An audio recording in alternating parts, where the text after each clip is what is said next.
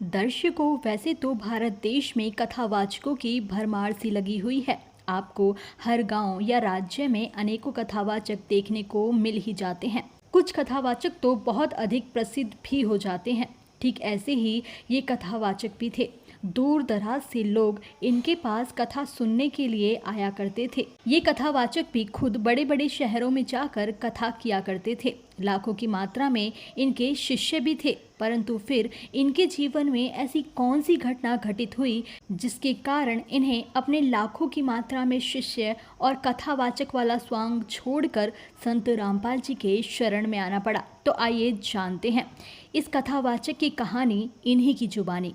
परम संत रामपाल जी महाराज की शरण में आने से पहले मैं श्रीमद् भागवत कथा किया करता था और उस कथा को करके हम अपने आप को बहुत बड़ा विद्वान समझते थे और बहुत ही ये सोचा करते थे कि मैं जो कर रहा हूँ हरि की भक्ति भी हो रही है और पेट का धंधा भी हो रहा है।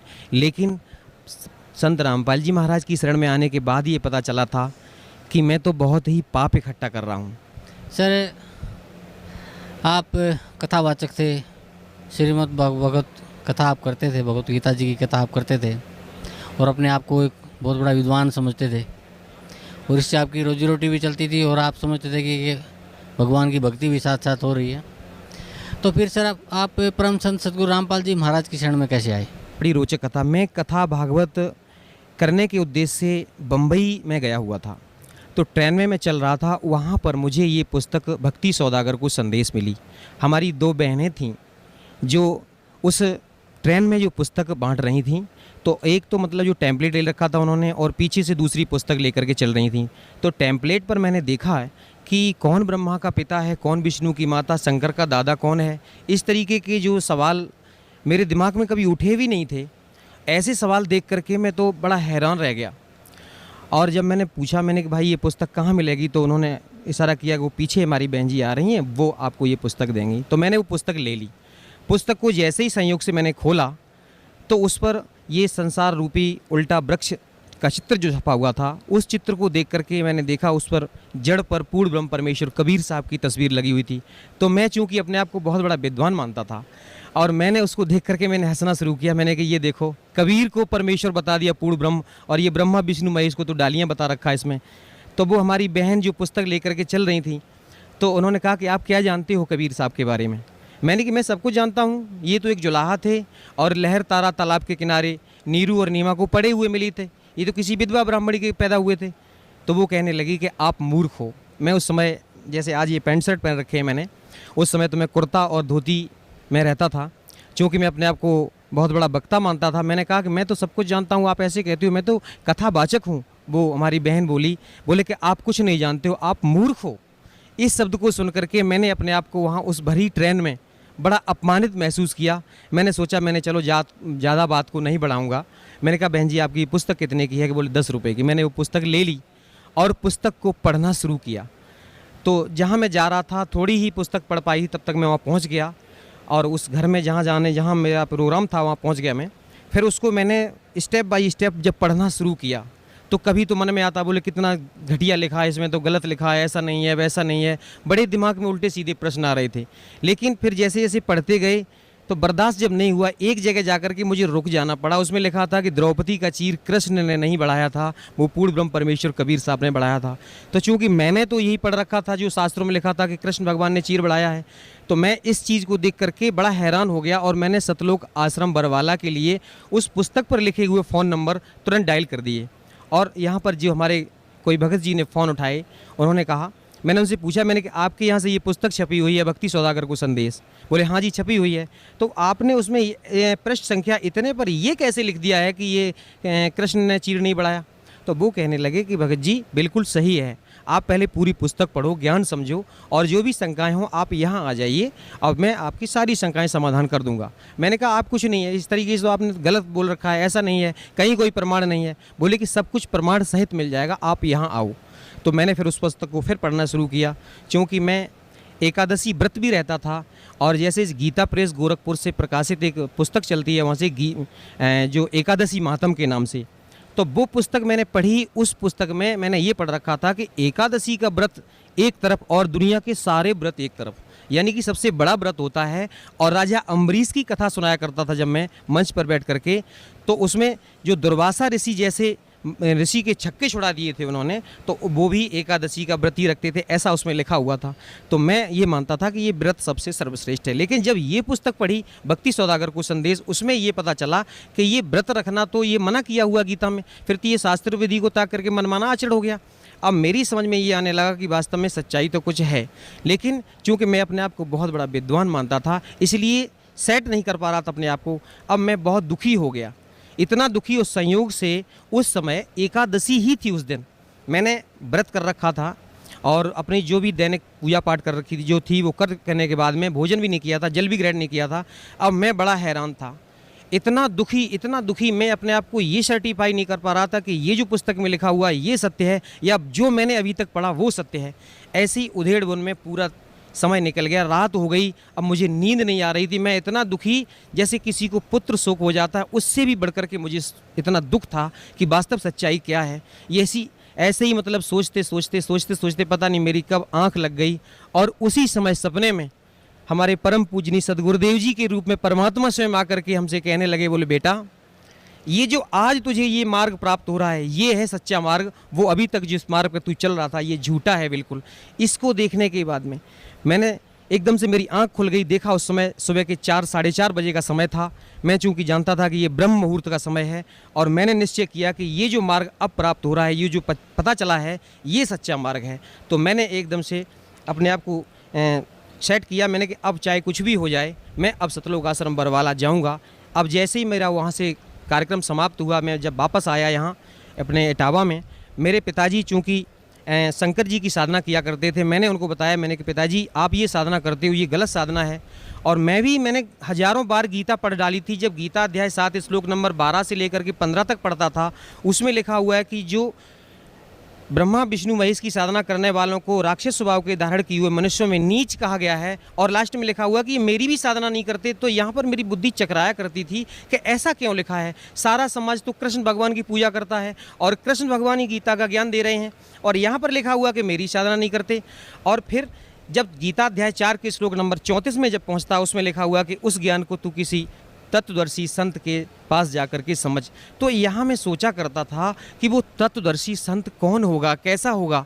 मैं सत्य बता रहा हूँ भगत जी कि जब मैं कहीं मंच पर बैठ करके कथा कर रहा होता और मेरे सामने से कोई कथा सुनने के वाला कोई भी संत या महात्मा आया करता, तो मैं ये देखा करता था, मेरे दिमाग में एकदम से आती कि कहीं ये वो तत्वदर्शी संत तो नहीं है जो गीता जी का ज्ञान दे रहे हैं। ऐसे मतलब जो बताया कि उस ज्ञान को जा करके, परमात्मा ज्ञान को उनसे जा करके समझो।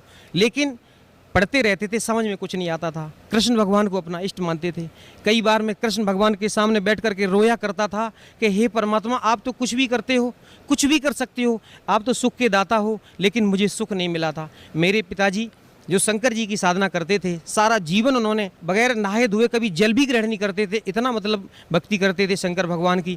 और उनके जीवन पर अगर हम थोड़ा सा प्रकाश डालना चाहेंगे कि उनके जीवन में कभी सुख नहीं मिला, जब उन्हें किसी प्रकार का कोई सुख नहीं मिला। भक्ति इतनी ज़्यादा करते थे लेकिन आध्यात्मिक लाभ तो बहुत दूर रहा, वैसे भी कोई उनको लाभ नहीं हुआ।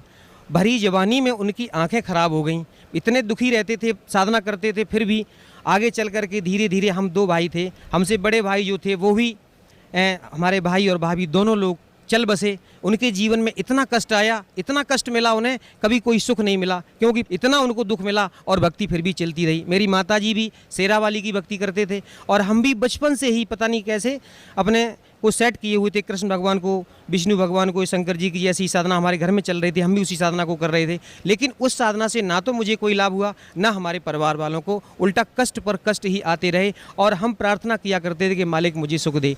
जब मैं कथा भागवत करने लगा तो मैंने ये सोचा कि मेरे ऊपर अब कृष्ण भगवान ने बड़ी दया की है, क्योंकि अब तो ये हमारा धंधा भी चलने लगा था, पैसा भी मिलता था, इज्जत सम्मान सब कुछ मिलने लगा। तो अब मेरी समझ में ये आ रही थी कि इन कृष्ण भगवान ने ही मुझे सब कुछ दे रखा है, सारा सुख दे दिया, ये सुख के दाता हैं। लेकिन फिर भी मन में कहीं ना कहीं अशांति जरूर रहती थी। तो मैंने अपने पिताजी से आकर के बताया, मैंने पिताजी जो आप साधना कर रहे हो ये तो इसमें पुस्तक में लिखा हुआ कि सब गलत साधना है। जब मैंने उस पुस्तक को पढ़ करके उनको सुनाया, पहले तो वो नहीं माने, बोले कि बिल्कुल झूठ है ये। लेकिन जब मैंने क्रम से उस पुस्तक को पढ़ करके सुनाया, सृष्टि रचना पढ़ के सुनाई, तो सारी कहानी उनके समझ में आई। पिताजी को इतनी तड़प बनी कि चलो जल्दी करो।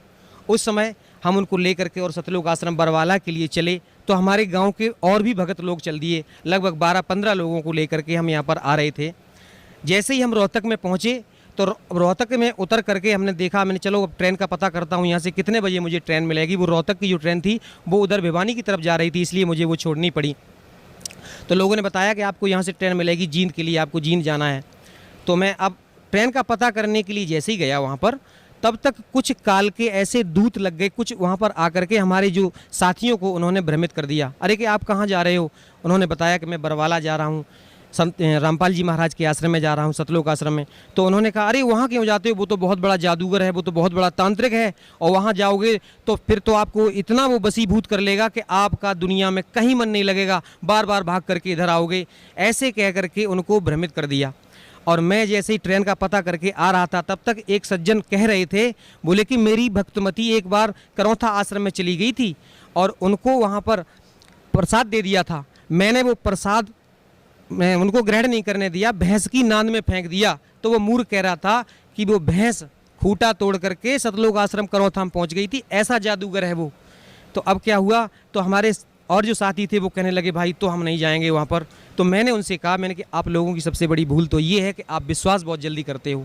पहले तो आपने मेरी बात पर विश्वास किया, आप यहाँ तक आ गए, अब इन लोगों पर विश्वास कर रहे हो। ऐसा ना करो, आप पहले मेरी बात मानो। चलो हम जड़ तक चलेंगे, जहाँ सच्चाई का मतलब पता लगा के आएंगे कि वास्तव में सच्चाई क्या है।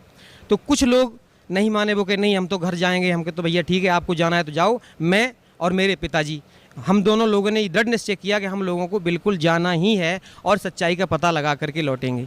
अब हम जैसे ही यहाँ बरवाला पहुँचे, बरवाला पहुँचने के बाद मैंने फ़ोन किया, मैंने कि मैं यहाँ पर रोडवेज बस स्टैंड पर खड़ा हूँ। तो यहाँ सतलोक आश्रम की वहाँ गाड़ी लेकर के जैसे ही पहुँचे भगत जी हमारे, हम लोगों को लेके आए। तो मन में बड़ी शांति आई कि भाई जी तो बहुत अच्छे लोग हैं। अब जैसे ही हमने अपने आप को ये सेट कर रखा था कि सतलोक आश्रम में पहुँचेंगे तो वो कोई जादू तांत्रिक होंगे, वो कुछ खाने पीने के लिए सामान देंगे जैसे उन्होंने बताया था, तो हम खाएंगे नहीं, चलो देख लेंगे वहाँ पर। लेकिन जैसे ही सतलोक आश्रम बरवाला में जैसे ही प्रवेश किया, वो पुराना वाला जो दौलतपुर रोड पर आश्रम है उसमें जैसे ही प्रवेश किया, मैंने वहाँ पर अपने बहुत से लोगों को देखा। ऐसा लगा कि इन लोगों से हम पता नहीं कितने दिनों से इनसे परिचित हैं, कितने दिनों से इनको जानते हैं। एक भगत जी हमारे पास आकर के एकदम से तुरंत हमसे गले लिपट गए, बोले भगत जी कितने दिनों बाद आप आए हो। ऐसा लगा कि इनको हम पता नहीं कितने दिनों से जानते हैं, और बड़ा अच्छा सा लगा। फिर उन्होंने मुझे सारी व्यवस्था दिखाई, नाम लिया, उपदेश लिया। मेरे ऊपर संत रामपाल जी महाराज की दया 11 अक्टूबर सन 2009 को हुई थी। उसके बाद में मालिक ने मेरे साथ बहुत चमत्कार किए। सबसे बड़ा तो लाभ मुझे ये मिला कि जब हम लोग सतलोक आश्रम बरवाला पहुँचे और सदगुरुदेव जी से उपदेश लेने के बाद में दर्शनों के लिए जब गए, पिताजी मेरे साथ थे। चूँकि मेरे पिताजी, मैंने आपको पहले बताया भगत जी, उनको दिखाई नहीं देता, आंखें ख़राब हो चुकी हैं, तो मैं इनकी उंगली पकड़ करके ले जा करके दर्शन के लिए ले गया। तो मेरे पिताजी सदगुरुदेव की चरणों में फूट फूट कर रोने लगे। वो कहने लगे, बोले बेटा आप क्यों रोते हो? तो जब ये शब्द मैंने सुना कि ये मेरे पिताजी की उम्र उनसे ज़्यादा लग रही थी और उन्होंने बेटा शब्द कहा, तो मेरे दिमाग में हथौड़ा सा लगा। बोले कि ये कैसे कह सकते हैं, कोई भी ऐसा नहीं कह सकता है, अपने से उम्र में बड़े को बेटा नहीं कह सकता, ये तो स्वयं परमात्मा ही है। और मैंने जब दंडवत प्रणाम किया तो कहने लगे, बोले बेटा तू नहीं जानता है, तुझे कैसे निकाला मैंने, ऐसे परमात्मा की शरण में तू आ गया है, तेरा उद्धार हो गया। मेरे पिताजी फूट फूट कर रोने लगे। वो कहने लगे क्यों रोते हो? तो पिताजी ने कहा कि मेरी उम्र पूरी व्यर्थ चली गई। तो उन्होंने कहा नहीं नहीं, मैंने आपकी 20 वर्ष की उम्र और बढ़ाई है। तो मैंने उस समय ये शब्द बड़ा अतिशयोक्ति माना, मैंने कि ऐसे गुरुजी ने कह दिया होगा, लेकिन ये सत्य था। हम लोग जब उपदेश लेने के बाद घर वापस पहुँचे, पिताजी पर एकदम अचानक उन पर अटैक पड़ा और इतनी हालत उनकी बिगड़ने लगी, मुझे ऐसा लगा कि अब इनकी मृत्यु होने वाली है। लेकिन परमात्मा ने ये शब्द बोला था, मुझे उस पर विश्वास था कि कोई भी संत होता है, जो परम संत होते हैं, सद्गुरु होते हैं, वो झूठ नहीं बोलते हैं, जो कह देते हैं वो सत्य होता है। मैंने तुरंत सतलोक आश्रम बरवाला में फ़ोन लगाया और उनको बताया, मैंने भगत जी मेरे पिताजी की हालत ऐसे ऐसे बहुत ज़्यादा ख़राब हो रही है। तो उन्होंने कहा कि अमृत जल और प्रसाद जो रखा है उसको दे दो और दंडवत प्रणाम करने के बाद में परमात्मा से प्रार्थना करो और जितनी जल्दी हो सके आप शीघ्र यहाँ ले आओ। भगत जी 2 बार अटैक पड़ा उनको और उसके बाद में हालत, जैसे ही मैंने उनको प्रसाद और अमृत जल दिया, उनकी हालत में तुरंत सुधार हो गया। उसके बाद में मैं तुरंत ही वहाँ से निकला और सतलोक आश्रम बरवाला में आकर के सदगुरु देव जी के चरणों में दंडवत प्रणाम किया। और इस तरीके से मालिक ने आज तक, अब मेरे पिताजी को किसी प्रकार की कोई दिक्कत नहीं है और जैसा उन्होंने कहा था कि उनकी उम्र बढ़ाई है, वो बिल्कुल स्वस्थ हैं। इस समय उनकी उम्र लगभग 86 वर्ष की हो रही है। उसके बाद में हमारे साथ और बहुत से चमत्कार किए, मेरी स्वयं उम्र बढ़ाई, मेरे बच्चे को जीवन दान दिया, एक बच्चा मेरा बड़ा वाला एक दिन एक पेड़ पर जमनी खाने के लिए चढ़ गया था और उस पेड़ से अचानक वो गिरा।